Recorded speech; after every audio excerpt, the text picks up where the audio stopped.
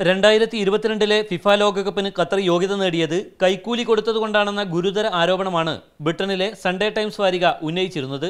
Qatar പൗരനായ Mohammed bin ഹമാമിനെതിരെയായിരുന്നു വാരികയുടെ മുഖ്യ ആരോപണം. എന്നാൽ മുഹമ്മദ് ബിൻ ഹമാം ഔദ്യോഗികമായോ അനൌദ്യോഗികമായോ ഖത്തർ 2002 ബിഡ് കമ്മിറ്റിയിൽ ഒരു പങ്കും വഹിച്ചിട്ടില്ല.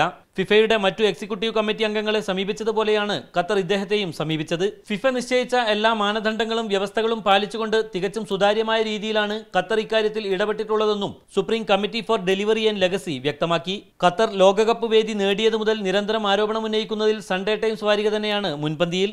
ഈ സാഹചര്യത്തിലാണ് വാരികയ്ക്കെതിരെ നിയമ നടപടി സ്വീകരിക്കുന്നതിനെക്കുറിച്ച് supreme committee for delivery and legacy ആലോചിക്കുന്നതും. 2018 ലോകകപ്പ് ബിഡ് റഷ്യക്കും 2022 ഖത്തറിനും ലഭിച്ചതുമായി ബന്ധപ്പെട്ട ആരോപണങ്ങൾ ഫിഫയുടെ ചീഫ് ഇൻവെസ്റ്റിഗേറ്റർ മൈക്കൽ ഗാർസിയ അന്വേഷിക്കുന്നുണ്ട്.